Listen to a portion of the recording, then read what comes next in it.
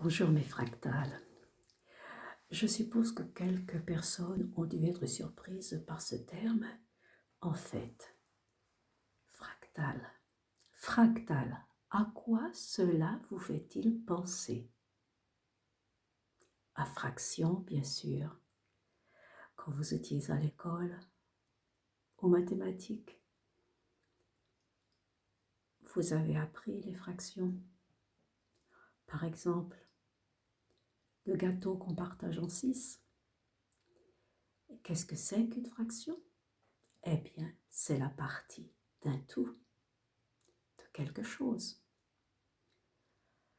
Donc, je vais revenir à l'origine de cette connaissance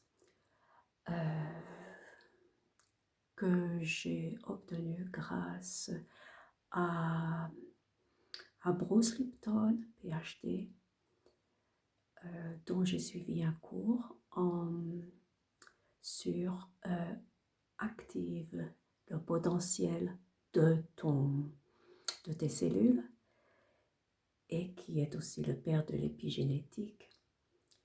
Donc, en particulier dans le monde végétal, mais il existe aussi, les fractales existent également dans tous les règnes minéral, chez les êtres humains aussi.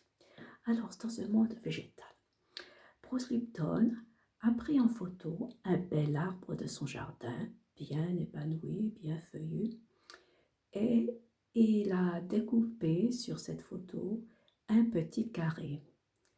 Il a déplacé ce carré sur une autre photo du même arbre et merveille,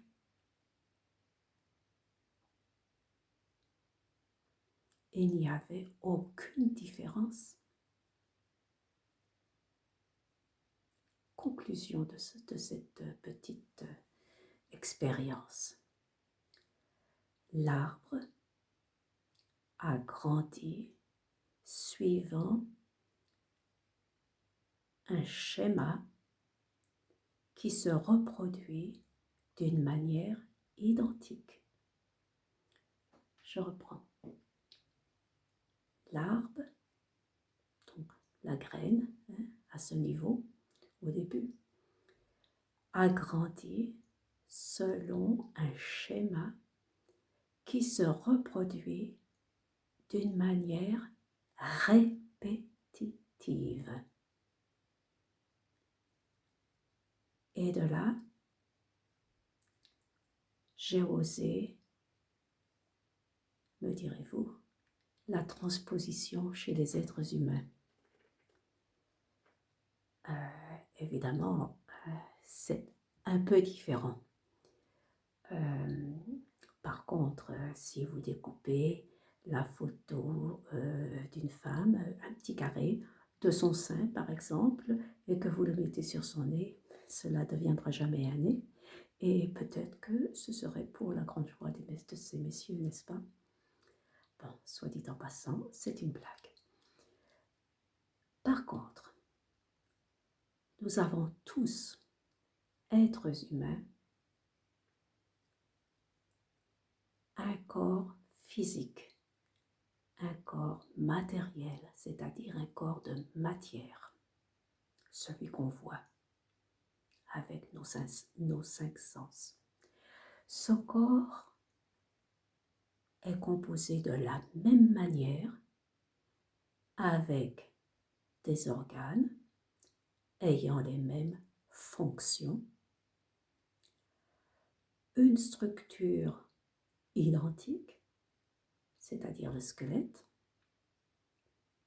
et le tout est arrosé de sang et de lymphe.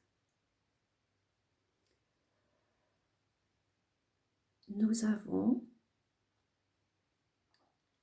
le corps psychique, ce corps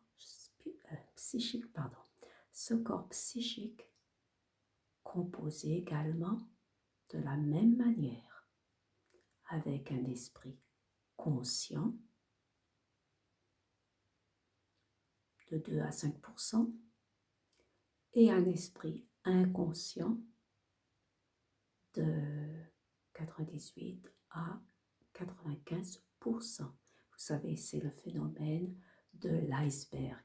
C'est-à-dire, si l'iceberg est l'esprit, vous avez l'esprit conscient au-dessus de l'eau. Ce n'est qu'une petite partie. Et l'immense masse en dessous de l'eau, c'est l'esprit inconscient. Si grand il est. Bien. Donc, nous avons le corps physique qu'on a vu tout à l'heure, le corps psychique. Maintenant, troisième corps, c'est le corps émotionnel. Certains états conduisent à certaines émotions. Certains états ou situations conduisent à certaines émotions. Par exemple, la perte d'un être cher conduit au chagrin et à la douleur morale. Il y a des centaines d'émotions, de sentiments différents. Et le quatrième corps de tout être humain que nous avons tous en commun, c'est le corps énergétique, plus ou moins développé chez les individus. Ce corps énergétique,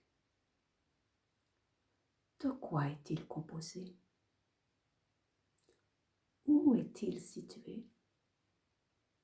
Et comment agit-il?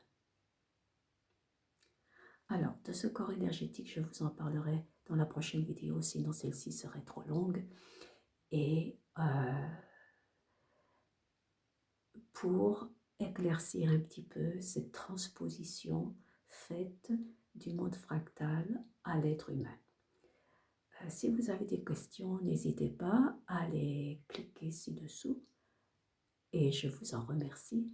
Et je vous remercie de votre attention. À la prochaine.